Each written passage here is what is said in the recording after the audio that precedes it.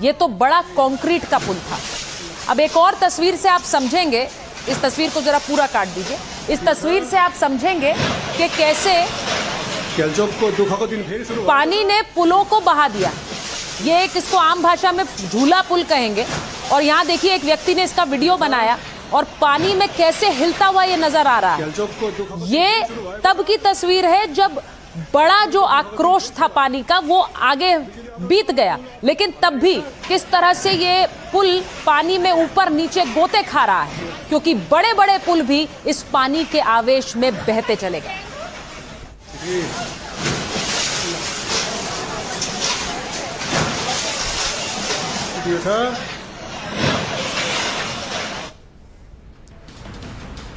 आपको मैं बता देती हूं कि नेपाल में जो तबाही मची है उसमें कितना बड़ा नुकसान हुआ है।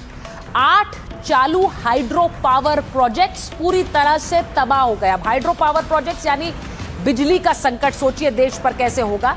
इससे पूरी तरह से 8 हाइड्रो पावर प्रोजेक्ट्स जो बह जाना है, आप सोचिए नेपाल के लिए कितना बड़ा संकट है। 5 निर्माणाधीन हाइड्रो पावर प्रोजेक्ट्स यानी जो बनाए जा रहे थे, अब ये भी देश के लिए थे लेकिन वो भी बह गए। 35 बड़े पुल, जिस तरह के पुल की तस्वीर मैंने आपको दिखाई, 45 छोटे पुल सब पानी में बह गए। 42 किलोमीटर का हाईवे टूटकर पानी में समा गया। अब कुल मिलाकर आप सोचिए 1.25 लाख करोड़ की संपत्ति तबाह हुई है। 1.25 लाख करोड़ का नुकसान, और इसकी भरपाई में न जाने कितना समय नेपाल को लग जाएगा। लेकिन उससे बड़ी बात है जो जिंदगी चली गई उसके लिए कैसे भरपाई होगी, और जो बड़ा नुकसान नेपाल इस त्रासदी के बाद महसूस कर रहा है, लोगों की जान गंवाना और इतना बड़ा आर्थिक नुकसान जिसमें अब भारत भी मदद कर रहा है, उसकी भी तस्वीर आगे आपको दिखाऊंगी। एक और तस्वीर आपको दिखाती हूं। नुवाकोट में त्रिशूली नदी का उफान देखिए जरा। इस उफान को देखकर आप डर जाएंगे, लेकिन कुछ इसी तरह से पानी अपने पूरे उफान में नेपाल को समाता हुआ चला गया।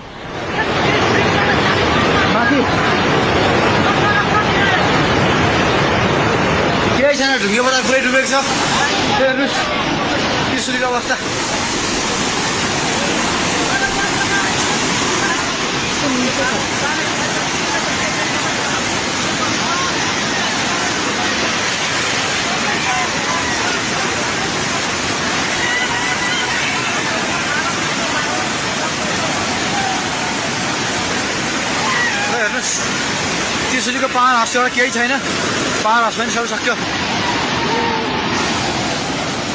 अब आपको एक और तस्वीर दिखाती हूँ। नुवाकोट में कैसे हेलीकॉप्टर से रेस्क्यू हो रहा है।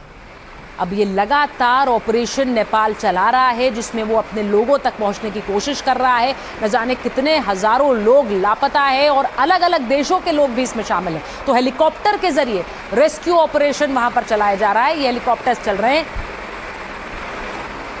नेपाल में सैलाब आया तो लोग घरों में फंस गए, बाद में उन लोगों को रेस्क्यू किया गया। अब ये देखिए, ये रेस्क्यू ऑपरेशन की तस्वीरें नेपाल से आ रही हैं। नेपाल में बुलडोजर्स के जरिए लोगों को कैसे निकाल के लाया जा रहा है। मलबे में दब गए, पानी में बह गए, कितनी बुरी अवस्था में इन्हें नेपाल में रेस्क्यू ऑपरेशन के जरिए निकाला जा रहा है।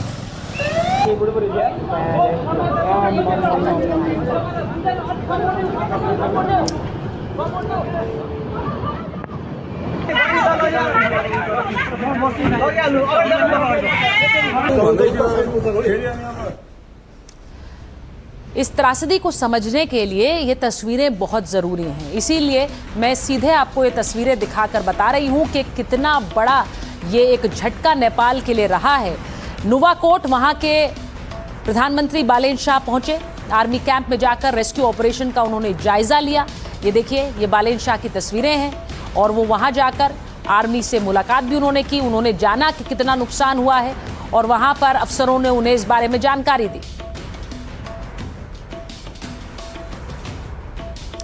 अब जिस वक्त नेपाल में सैलाब पूरी ताकत से अपनी विभीषिका दिखा रहा था, उस समय चीन आसमान से सब कुछ देख रहा था। ये जो तस्वीर आप देख रहे हैं, चीन के हेलीकॉप्टर से सैलाब की तस्वीरें कैमरे में कैद की जा रही थी। तो ये तस्वीरें आप देखिए ऊपर से जो हेलीकॉप्टर से तस्वीरें ली गई, नीचे कुछ नजर नहीं आएगा क्योंकि पानी का इतना आवेश था और ऐसा लग रहा है जैसे वहां से भाप उठ रही है। बहुत दूर तक कुछ नजर नहीं आता है और उसके बाद नजर आती है तो सिर्फ तबाही।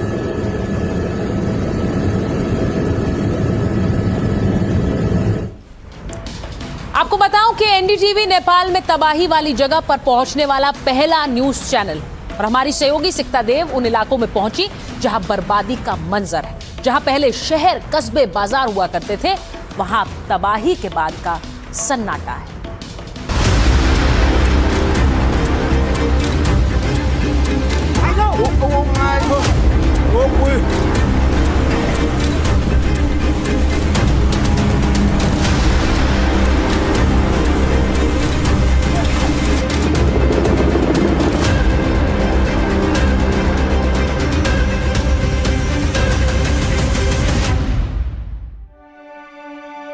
नेपाल में एनडीटीवी के कैमरे ने टूटे घर देखे, छूटते साथ देखे, अपनों को खोने का गम देखा और हालात से समझौता करते वक्त लड़खड़ाती जुबान देखी।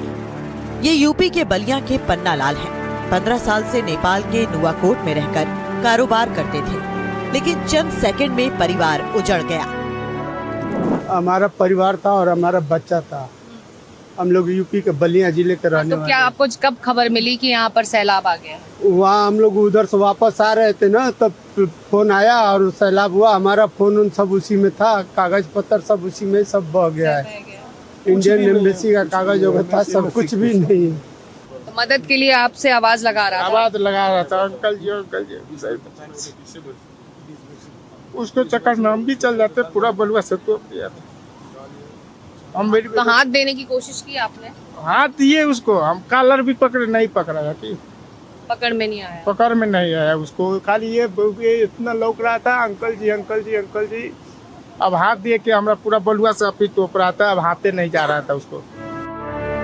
सैलाब ने किसी का परिवार छीना तो किसी का रोजगार। एनडीटीवी के कैमरे पर ऐसे ही एक परिवार का दर्द आंसू बनकर छलक गया।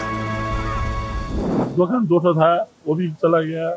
माल बहुत था, गैस सिलेंडर था 100-200 गैस सिलेंडर भी था, सब दुकान घर सर सब गया। अब कुछ भी नहीं है, सिर्फ ये पहना हुआ ये है, उसके बाद ये है, खाने के लिए कुछ भी नहीं है। तो मुश्किल है, क्या करें, कि सुसाइड करने पड़ेगा, मेरे कुछ भी नहीं है। नुवाकोट के त्रिशूली में पहले बाजार की चहल पहल होती थी, लेकिन अब सन्नाटा है। जो बच गए वो तबाही की कहानी बता रहे हैं। नहीं, जो पानी है वो 10 मीटर 15 मीटर ऊपर से ऊंचा था, उतर आया था। ये अब बोलने की जगह नहीं है कि बहुत क्षति हो गया है। कितना लोग गया, कितना आदमी का बहुत नुकसान हुआ। आदमी तो कितना बहा उसका कोई गिनती नहीं है। आदमी कितना बहा है उसका कोई गिनती नहीं है। हम लोग का नजदीकी संपर्क में कम से कम 50-60 आदमी बहा है। ये नुवाकोट का देवी घाट है, आस्था का केंद्र था। दूर दूर से भक्त आते थे, लेकिन सैलाब आया तो कुछ लोग बह गए। जो बच गए वो मलबे में उम्मीद तलाश रहे हैं। तो नेपाल के अलग अलग इलाकों से लोग श्रद्धालु अपने मन में लिए दर्शनों के लिए देवी घाट पहुंचते थे। आज ये देवी घाट, जहां पर मंदिर पर और घाट पर बाजार सजता था, आज इस तरह से वीरान है।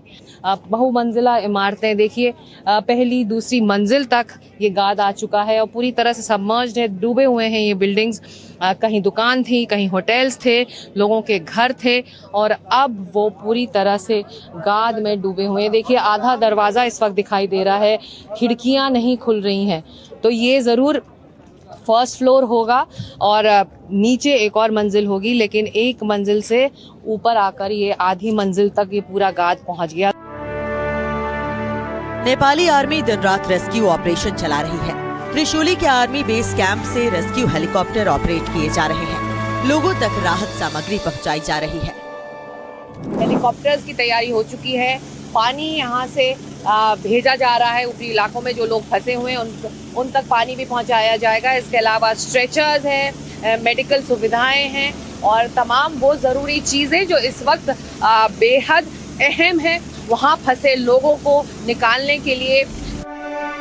संकट की इस घड़ी में भारत नेपाल के साथ है और जिस जगह जल प्रलय आया वहां से एनडीटीवी की टीम पल पल की जानकारी दे रही है। नेपाल के नुवाकोट से कैमरा पर्सन पूजा आर्या के साथ सिकता देव, एनडीटीवी इंडिया।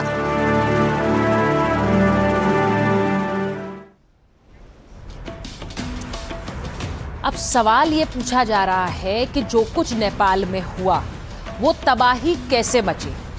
नेपाल में सैलाब चीन के कंट्रोल वाले तिब्बत से आया। बाढ़ की चेतावनी नेपाल को 45 मिनट देरी से मिली, ऐसी चर्चाएं हैं। हालांकि इसको लेकर खुद नेपाल कह रहा है कि दूसरे देश पर आरोप लगाना सही नहीं है। अब आरोप यह है कि क्या चीन को झील फटने की जानकारी पहले से थी? जानकारी थी तो उसने नेपाल को क्यों नहीं बताया? समय पर चेतावनी मिल जाती तो क्या नुकसान कम होता? चीन तिब्बत में भोटे कोशी पर सेफ्टी वॉल बना रहा है। अब इसे जरा समझिए जो मैं बता रही हूं आपको। नेपाल ने इस पर चिंता जताई और काम रोकने को कहा। सेफ्टी वॉल से नदी का पाट संकरा होने का डर था। नेपाल को डर था कि निर्माण से बाढ़ का खतरा बढ़ेगा, लेकिन चीन ने एतराज खारिज कर निर्माण को चालू रखा। अब नेपाल में सैलाब के बाद चीन की जो सेफ्टी वॉल है वो सवालों में है। चीन तिब्बत में सड़कें और बिजली परियोजनाएं बना रहा है और निर्माण के लिए तिब्बत में बेरहमी से पहाड़ काट रहा है। चीन के निर्माण कार्य ने पानी का कुदरती रास्ता बदला है क्या? सबसे बड़ा सवाल ये है, क्योंकि अगर वहां कंस्ट्रक्शन हो रहा है, नदी का रास्ता संकरा हुआ है, तो क्या ये पहले से नहीं पता था कि आप किसी तबाही को खुला निमंत्रण दे रहे हैं? इस संकट की घड़ी में भारत नेपाल के साथ खड़ा है और एनडीटीवी ने साझा किया बाढ़ पीड़ितों का दर्द। एनडीटीवी अन्वीक्षा के मंच से नेपाल के लोगों को श्रद्धांजलि दी गई और नेपाल के साथ खड़े होने की बात कही गई। May I request everyone here to please rise and join me in observing 1 minute of silence for those who've lost their lives, for those who remain missing, for their families and for the people of Nepal. Our thoughts are with Nepal. Our prayers are with Nepal. India stands with Nepal. May I request everyone to please rise. May I request आपने देखा कि NDTV क्योंकि वहां पहुंचने वाला पहला channel था और वहां बाढ़ पीड़ितों के साथ और इस मुश्किल की घड़ी में आई त्रासदी से पीड़ितों के साथ भारत और एनडीटीवी दोनों ही खड़े हुए। नेपाल में आई त्रासदी और तबाही पर नेपाल के विदेश मंत्री शिशिर खनाल ने एनडीटीवी से एक्सक्लूसिव बातचीत की और उन्हें बताया कि हजारों लोग जिनसे संपर्क नहीं हो पा रहा है उनकी भी खोजबीन हो रही है। हजारों लोग अभी भी संपर्क से बाहर हैं। रोड ब्रिजेज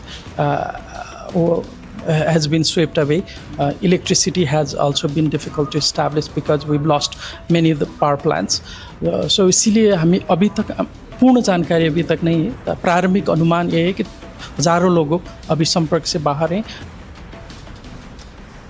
आपको बताऊं कि ईशा फाउंडेशन के कई लोग नेपाल में लापता हो गए हैं। उन्हें याद कर सदगुरु जग्गी वासुदेव भावुक हो गए, क्योंकि वहां कैलाश मानसरोवर की यात्रा के लिए भी लोग गए और उस दौरान कैसे उनकी ये भावुक तस्वीर आई वो भी आपको दिखाती हूँ। At 9:05, he sent a message that they have arrived at immigration.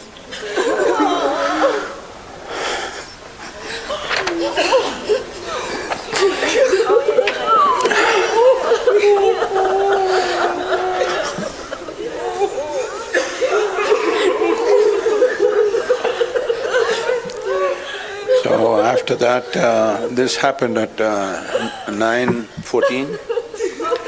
And Praveen, who was leading the team, who's been with us for more than 2 decades, is a full-time Ishanga with us. आपने देखा सदगुरु कैसे भावुक हो गए और ये इसलिए क्योंकि वहां पर ईशा फाउंडेशन के बहुत से लोग मौजूद थे, कई कैलाश मानसरोवर की यात्रा पर थे और इसीलिए इस तबाही के चलते उनकी जानकारी भी नहीं मिल पा रही है। इसलिए खुद सदगुरु जब लोगों को जानकारी दे रहे थे वो कैसे भावुक नजर आए। एक तस्वीर और आपको दिखाती हूँ जिससे आपको समझ आएगा कि नेपाल में कितनी बड़ी त्रासदी थी। जब पानी हट गया, पानी छट गया तो सैलाब ने चारों तरफ कैसे मलबा बिखर के छोड़ दिया। देखिए ये घर की छत है, लेकिन कैसे मलबे में पूरी तरह से धसी हुई है। जो भी वाहन वहां मौजूद थे, वो गाड़ी थी, ट्रैक्टर था, सब उस मलबे में धसे हुए नजर आ रहे हैं।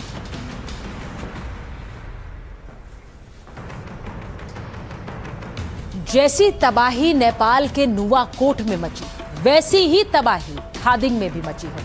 वहां के लोगों का हाल जानने की कोशिश की हमारे सहयोगी रणवीर सिंह ने। नेपाल में आई तबाही किस कदर लोगों को बर्बाद कर रही थी, लोगों को परेशान कर रही थी, इसका अंदाज़ा लगाना हो तो ज़रा मेरे पीछे इस तस्वीर को देखिए। ये एक पुल है, दो पहाड़ियों को जोड़ने वाला। ये पूरा पुल टूट करके बिखर गया। ये लोहे का बना पुल था, लेकिन पानी के बहाव का स्तर क्या होगा ये समझने के लिए इस पुल को देखिए। ये पुल अब भूतकाल हो चुका है, अतीत हो चुका है, क्योंकि इस पुल को पानी के बहाव ने तोड़ दिया। सामने की तरफ अभी भी साबुत थोड़ा सा हिस्सा बचा है, लेकिन जहाँ से ये पुल टूटा है इतना ऊपर पानी आया था। और जहाँ मैं खड़ा हूँ, ज़रा इस तस्वीर को देखिए, अभी भी यहाँ गाद पड़ी हुई है, अभी भी यहाँ तबाही की निशानियाँ पड़ी हुई हैं। और मेरे बगल में ये जो घर है, ये एक बेडरूम हुआ करता था। इस बेडरूम में एक बेड था, बगल में एक फ्रिज रखा हुआ था, घर का कुछ सामान रखा था। इसके ठीक बगल में एक दुकान थी, और दुकान के ठीक बगल में अगर मैं बात करूं तो कुछ लोगों के सामान थे। अभी भी देखिए यहाँ पर कुछ इस तरह के बर्तननुमा चीज़ें पड़ी हुई हैं। यहाँ जो टिन शेड है, ये दरअसल टिन शेड बगल की दुकान का था, जो दुकान अब दिखाई नहीं दे रही है क्योंकि ये पूरा हिस्सा बह चुका है। भाई क्या नाम है आपका? मेरा नाम विनोद प्रजा। विनोद? हाँ। विनोद भाई, यहाँ पे दुकान थी? था, हाँ था। पूरी खत्म? एक दुकान था। पूरी खत्म। उसमें क्या सामान था? उधर भी किचन का सामान था, लेकिन गांव लोग ने वो जो बिरुआ का बोट है ना, वो बोट रखे था, सब बगा गया। आप लोगों को कब पता चला कि मतलब पानी बढ़ सकता है, यहाँ से भागना है?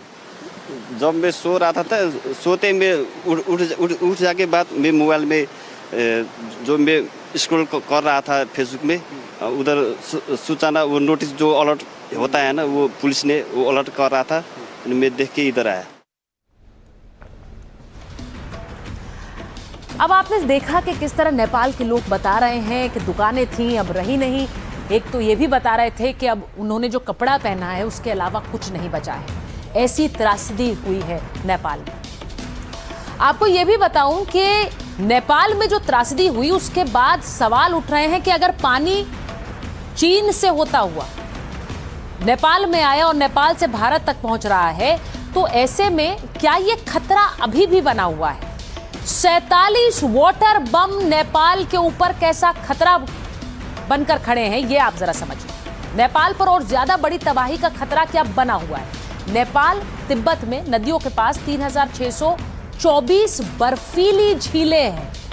इनमें से 47 झीलें ऐसी हैं जो किसी भी वक्त फट सकती हैं। इन 47 में से 25 बर्फीली झीलें चीन के अंदर आती हैं। तिब्बत में कोई झील फटी तो सीधा असर नेपाल पर होगा।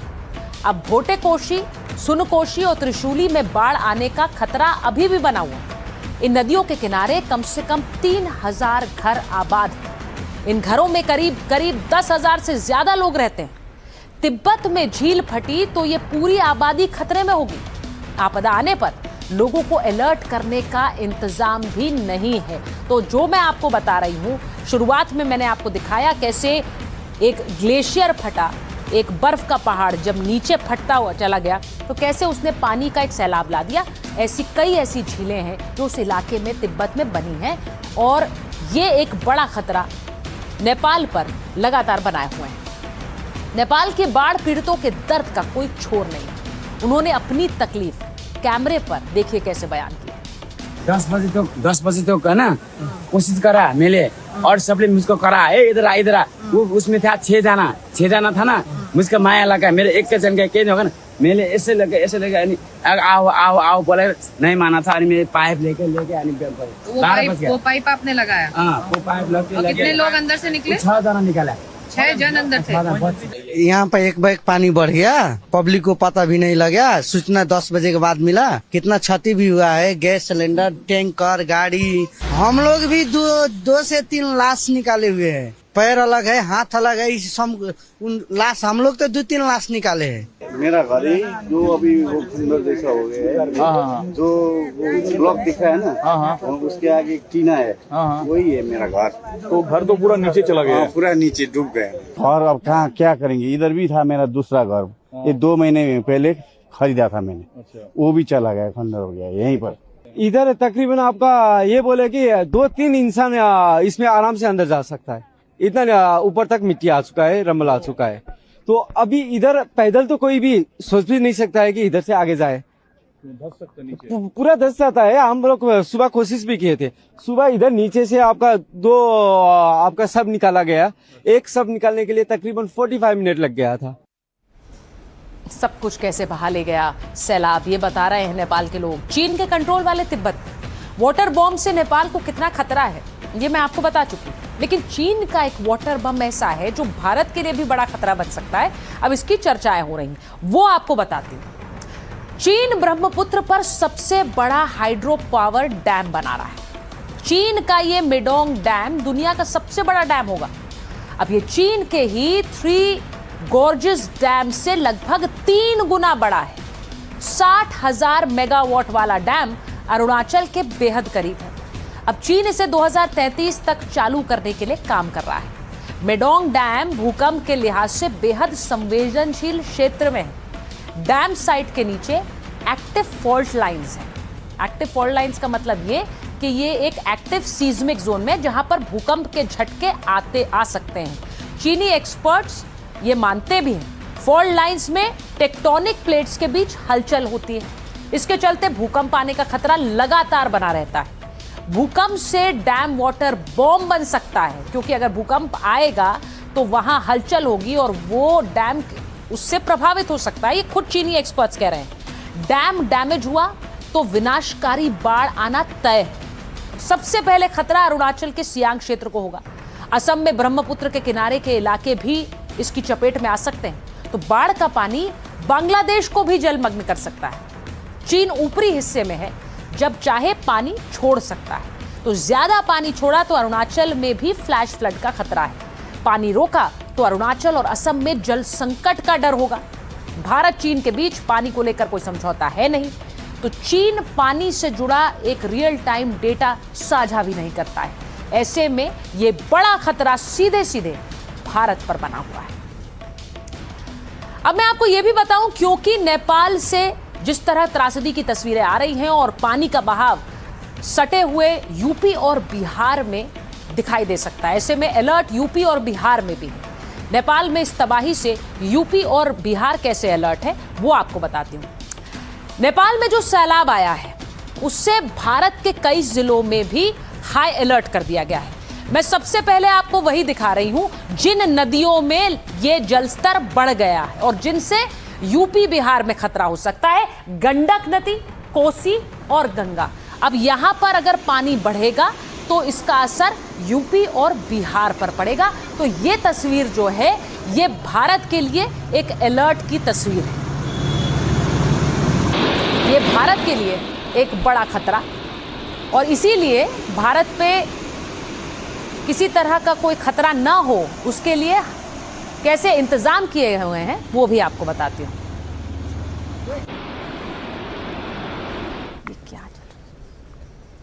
अब बिहार का मुजफ्फरपुर जिला उन जिलों में शामिल है जिनको लेकर अलर्ट जारी हुआ है। तो ये जो आप तस्वीर देख रहे हैं वहां लगातार अलर्ट किया जा रहा है लोगों को कि लोग उस इलाके को खाली कर दें जहां पानी आ सकता है। इसको सुनिए संभावना व्यक्त की गई है कि बांध के निचले हिस्से में भरपूर मात्रा में बाढ़ का पानी आने की प्रबल संभावना है।